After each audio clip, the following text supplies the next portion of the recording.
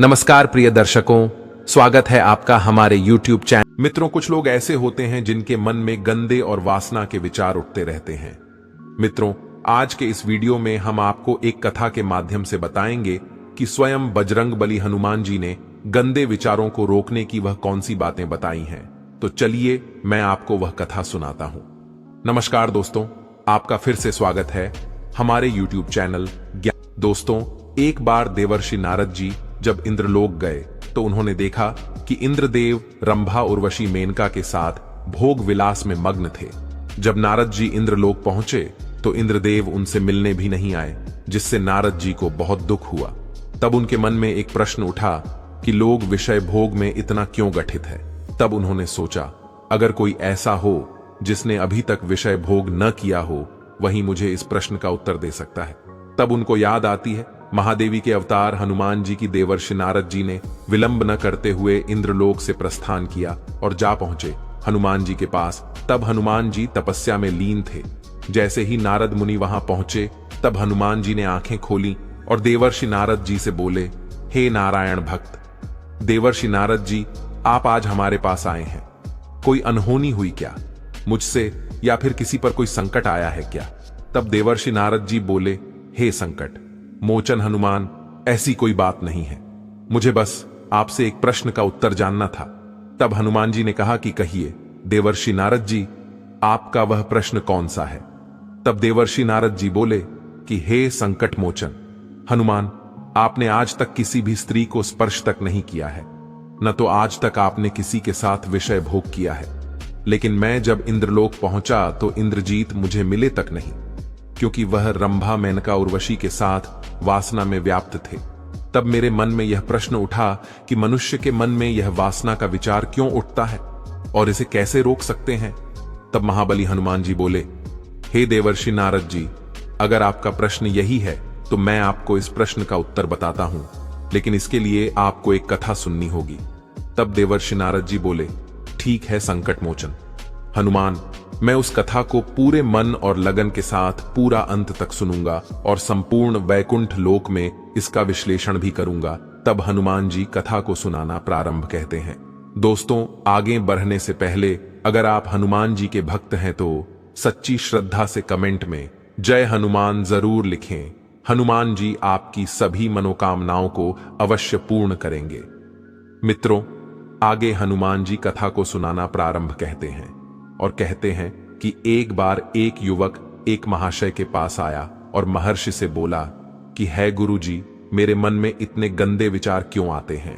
मैं नहीं चाहता कि मेरे मन में गंदे विचार आए, लेकिन फिर भी मेरे मन में हमेशा काम वासना के विचार उठते रहते हैं और मैं इनके बारे में सोच सोच कर बहुत परेशान हो जाता हूं। मेरी ऊर्जा और समय यह सब सोचने में ही नष्ट हो जाती है और इन सब के विचारों की वजह से मैं कभी भी शांत नहीं रह पाता और मैं हमेशा ही स्त्रियों को देखकर मोहित हो जाता हूं।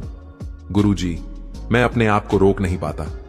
महाबली हनुमान जी ने आगे कहा कि हे देवर्षि नारद जी।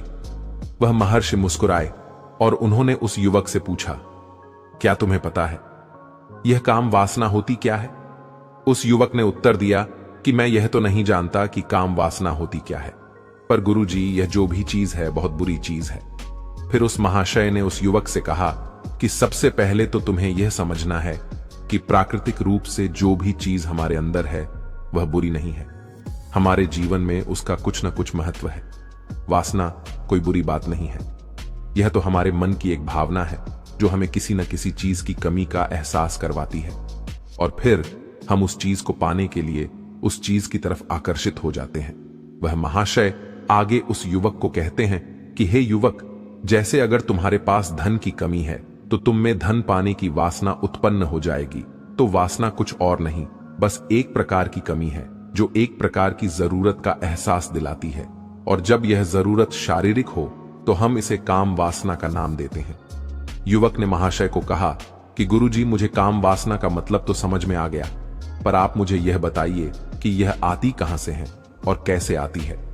हनुमान जी ने आगे कहा कि हे देवर्षि नारद जी। तब उस महर्षि ने कहा कि काम वासना कहीं से आती नहीं है, यह तो हमारे अंदर ही होती है और इसका होना तो जरूरी भी है। अभी तो मानव जाति का विस्तार होगा। अब उस युवक ने कहा, जब यह हमारे अंदर ही है और जरूरी भी है तो फिर लोग इसे गलत क्यों बोलते हैं? तरबूज महर्षि ने कहा कि यही तो समस्या है। लोगों ने काम वासना को गलत तरीके से सोच लिया है। इसे छुपाने की, दबाने की कोशिश करते हैं। काम वासना गलत नहीं है, बल्कि काम वासना का गलत तरीके से प्रयोग करना गलत बात है। लोग जिससे प्रेम करते हैं बस उसी के लिए जीने लग जाते हैं।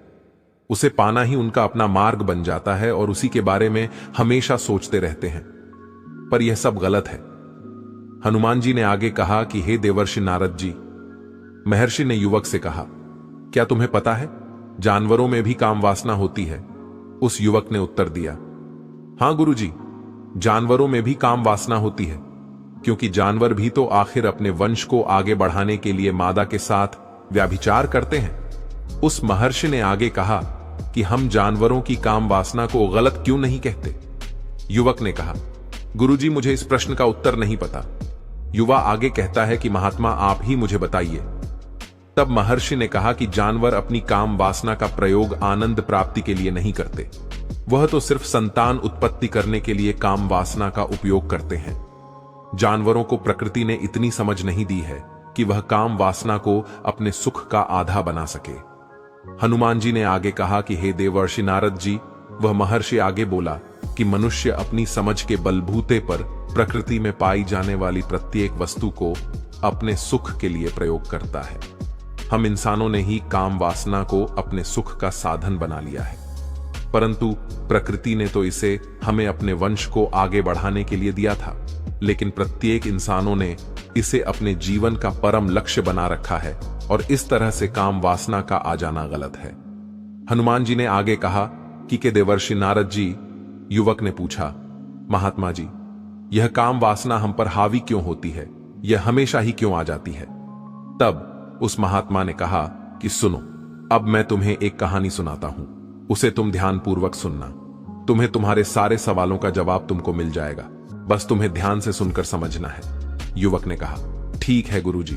वह महर्षि आगे कहता है, एक बार की बात है, एक आश्रम में एक गुरु और उनके शिष्य रहा करते थे। सभी बच्चे रोजाना आश्रम के बाहर स्थित देवरिया नामक एक गांव में भिक्षा मांगने के लिए जाते थे। महाबली हनुमान आगे कहते हैं कि वह से उस युवक से आगे कहता है कि उसी आश्रम का एक शिष्य जिस गांव में भिक्षा लेने जाता था, उसी रास्ते में एक नदी मिलती थी। एक दिन उसने देखा कि एक युवक वृक्ष के पीछे छिपा है। वह उस युवक के पास गया और उससे जाकर बोला, भाई, तुम इस वृक्ष के पीछे छिपकर क्या देख रहे हो? तब उस पेड़ के पास छुपे हुए युवक ने कहा, अरे तुझे नहीं दिख रहा क्या कि मैं क्या देख रहा हूं? तब शिष्य नदी की ओर देखा तो वहां पर कुछ युवतियां पानी भर रही थीं। तब उस शिष्य ने उस युवक से कहा, अरे भाई, वहां पर तो युवतियां पानी भर रही हैं, इसमें छिपकर देखने वाली क्या बात है? युवक शिष्य की तरफ देखकर कहने लगता है, अरे पागल, तुम्हें दिखाई नहीं दे रहा क्या कि कैसे यह औरतें नदी से पानी निकाल रही हैं? जरा उनकी अदाओं को तो देखो, उनके कोमल शरीर को देखो, उनकी पतली कमर मटके को उठाते समय बलखाती चाल को तो देखो, और उनके बाल उनकी कमर पर कैसे लहरा रहे हैं, मानव सुंदरता बिखरी हो। शिष्य ने फिर नदी की तरफ देखा और इस बार वह इसे देखता ही रहा, परंतु अभी तक उसे तो कुछ भी नजर नहीं आ रहा था और वह बिल्कुल निर्भय था। उसे किसी भी बात का कोई डर नहीं था। लेकिन अब वह छिपके उन युवतियों को देखने लगा, और जब वह छिपकर युवतियों को देख रहा था, तभी वह अचानक अंदर से अपने ही अंतर्मन से कांप गया और उसने कहा कि यह हमें क्या कर रहा हूं? मैं जो कर रहा हूं वह सही नहीं है, मुझे यहां से चले जाना चाहिए। और फिर वह जल्दी से वहां से चला गया। वह आश्रम पहुंच जाता है। महाबली बजरंगबली आगे कहते हैं कि देवर्षि नारद जी, वह जाकर अपने कार्यों में लग गया, लेकिन जो वह आज देखकर आया था, अब भी वही उसकी आंखों के सामने बार बार आ रहा था। उसके मन में वही दृश्य चल रहा था। उसका मन वही सब कुछ देखने के लिए उतावला हो रहा था। उसका किसी भी काम में मन नहीं लग रहा था। सुबह होते ही बहुत जल्दी ही शिक्षा के लिए निकलता है और उस नदी के पास वाले वृक्ष के पास जाता है जहां पर वह युवक पहले से मौजूद रहता था। वह शिष्य भी उसके साथ मिलकर युवतियों को छुप छुप कर देखने लगता है। महर्षि आगे कहते हैं कि अब वह रोज ऐसा करने लगा, लेकिन अब उस शिष्य का मन किसी भी काम में नहीं लगता था। वह हमेशा ही किसी न किसी प्रकार के विचारों में उलझा रहा है था। वह आश्रम के कार्यों को भी ठीक तरीके से नहीं कर पा रहा था। न वह ठीक से सो पा रहा था, न वह ठीक से खाना खा पा रहा था। उसका मन बेचैन रहने लगा था। उसका मन बार बार उन युवतियों के सौंदर्य को देखने के लिए उतावला होता रहता था। जब गुरु उसके गुरु शिक्षा देते थे तब भी उसका मन कहीं और विचारों में खोया रहता था। जब शिष्य का यही रोज रोज का हो गया तो गुरु ने अपने शिष्य की इन हरकतों को भांप लिया था। महाबली हनुमान नारद जी को कथा सुनाते हुए आगे कहते हैं कि एक दिन गुरु ने शिष्य को अपने पास बुलाया और कहा कि आज से मैं भी तुम्हारे साथ भिक्षा मांगने चलूंगा। हम दोनों साथ साथ भिक्षा मांगने चलेंगे। तब शिष्य गुरु को मना करते हुए बोला, नहीं गुरुदेव, आप परेशान क्यों हो रहे हो? मैं अकेला ही ठीक से भिक्षा मांग सकता हूं। गुरु ने शिष्य से कहा कि ठीक है, तुम अकेले ही भिक्षा मांगने जाओ। जैसे ही गुरुजी ने इतनी बात कही, वह शिष्य तुरंत वहां से भिक्षा मांगने के लिए निकल गया। उसके जाने के बाद गुरु भी आश्रम से निकल गए और वह अपने शिष्य का पीछा करने लगे कि वह कहां जाता है, किसे मिलता है। यह सब देखने के लिए उसके पीछे पीछे चलने लगे।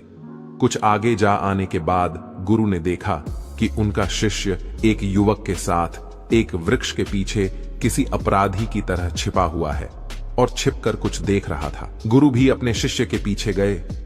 उन्होंने सोचा कि आखिर उनका शिष्य क्या देख रहा है, जिसे देखने के लिए वह वृक्ष के पीछे अपराधियों की तरह छिपा हुआ है। तब गुरु ने देखा कि उनका शिष्य वृक्ष के पीछे छुपकर युवतियों को देख रहा है, जो कि नदी से पानी भर रही थी। तभी गुरु बोल पड़े कि शिष्य, तुम यह क्या देख रहे हो? अपने गुरु की आवाज सुनकर वशिष्ठ घबराकर विचलित हो गया और उसके पसीने छूटने लगे। वह धीर वीर पुरुष थर थर कांपने लगा, जैसे किसी चोर को चोरी करते समय रंगे हाथों पकड़ लिया गया हो। उसकी हालत खराब हो गई। वह कुछ भी नहीं बोल पा रहा था। वह अपने गुरु से नजर भी नहीं मिला पा रहा था। गुरु ने शिष्य की तरफ देखा और कहा कि हमारा शिष्य तो निर्भय था, उसे तो किसी भी चीज का डर नहीं लगता था, लेकिन यह क्या, तुम तो डर के मारे कांप रहे हो। शिष्य ने गुरु से कहा कि मुझे माफ कर दो गुरुजी, मेरा इसमें कोई दोष नहीं है। मेरे साथ यह जो युवक है, इसमें ही मुझे बहका दिया है, लेकिन मैं आपसे प्रेम करता हूं कि आज के बाद मैं ऐसा दोबारा नहीं करूंगा। दो गुरु ने शिष्य से कहा कि कोई बात नहीं, पर इस बात का तुम ध्यान रखना कि हम जैसी संगति करते हैं वैसा ही फल हमें प्राप्त होता है। वह महर्षि आगे कहता है कि प्रत्येक साथ रहने वाले मनुष्य विचार हमारे अंदर प्रवेश करते हैं, इसीलिए अच्छी संगति करो जिससे तुम्हारे अच्छे विचारों का प्रवेश हो। फिर गुरु और शिष्य आश्रम लौट आए और फिर से आश्रम के कार्यों पर ध्यान देने लगे। वह जिस रास्ते से पहले जाता था उसने उस रास्ते को त्याग दिया और दूसरे रास्ते से जाने लगा। वह अपने काम को ध्यान से करता, लेकिन धीरे धीरे उसके अंदर क्रोध उत्पन्न हो गया और फिर वह दूसरों पर क्रोध करने लगा और बेचैन रहने लग गया। अब वह सही समय पर भोजन भी नहीं करता था। वह भोजन भी बहुत कम खाता था। एक रात गुरु उस शिष्य के पास आए और उससे बोले कि अब तक तुम कितनी बार अपने वादे से मुकर चुके हो। यह सुनकर शिष्य अपने गुरु के चरणों में गिर गया और रोने लगा। रोते रोते ही उसने गुरु से कहा कि गुरुदेव, मैं कई बार अपना वादा भूला हूं, फिर वादा कर लेता हूं, लेकिन हर बार मैं वादा भुला देता हूं। मेरा मन मेरे नियंत्रण में है ही नहीं। मैं बहुत कोशिश करता हूं कि मैं अपने मन से सारे बुरे विचारों को निकाल दूं, लेकिन मैं चाहकर भी ऐसा नहीं कर पा रहा हूं। फिर गुरु ने शिष्य को कहा कि ठीक है, चलो मेरे साथ। गुरु शिष्य को आश्रम के बगीचे में लेकर गए और शिष्य से कहा कि देखो, यहां पर कुछ नाली बनी हुई है जिससे नदी का पानी इन पौधों तक आ रहा है और यह पानी एक निरंतर बहाव से बह रहा है। क्या तुम इस पानी के बहाव को रोक सकते हो? अब शिष्य ने उत्तर दिया कि हां गुरुजी, मैं इस भाव को रोक सकता हूं। फिर शिष्य ने मिट्टी उठाकर उस नाली में डाल दी। वह पानी कुछ देर के लिए रुक गया और फिर कुछ समय बाद मिट्टी के ऊपर से पानी बहने लगा। गुरु ने शिष्य से कहा, अरे ये क्या, ये तो पानी रुका ही नहीं। फिर शिष्य ने कुछ मिट्टी और पत्थर उठाकर उस नाली में डाल दिए, जिससे कुछ समय के लिए पानी रुक गया, लेकिन फिर उस पत्थर के ऊपर से फिर पानी बहने लगा। उसके बाद गुरुजी ने कहा कि अरे ये क्या हुआ, पानी तो फिर से बह गया। तुम तो बोल रहे थे कि तुम इसे रोक दोगे, क्या तुम इसे रोक नहीं सकते? तब शिष्य ने कहा, कोई बात नहीं गुरुदेव, मैं अभी इस पानी को आपको रोक के दिखाता हूं। वह फिर से एक भारी सा पत्थर लेकर आया और उसे नाली पर डाल दिया और पानी का बहाव रुक गया। वह शिष्य ने गुरुजी से कहा कि देखा गुरुदेव, मैंने कहा था ना कि मैं पानी को रोक दूंगा। मैंने पानी को रोक दिखाया, आपकी बात मैंने पूरी कर दी। उसके बाद गुरुजी मुस्कुराए और बोले, अच्छा जरा ध्यान से देखो कि पानी रुका है, वह तो पीछे की नाली से अगल बगल बह रहा है, और ध्यान से देखो इस पत्थर के आगे भी आ गया, और यह पानी अपना रास्ता बदलकर फिर से आगे की तरफ बह जाएगा। और फिर कुछ देर बाद ऐसा ही हुआ। तब गुरुजी ने शिष्य को समझाया कि तुम्हारे साथ भी तो ऐसा ही चल रहा है। तुम बार बार प्रयास कर रहे हो, पर हर बार तुम्हारा प्रयास टूटा रहा है, और यह हमेशा टूटता ही रहेगा। तुम कितना भी मिट्टी पत्थर रख लो, लेकिन पानी तो अपना रास्ता बना ही लेगा। यह सब देखकर शिष्य ने गुरु से कहा कि हे गुरुदेव, क्या आपके पास कोई तरीका नहीं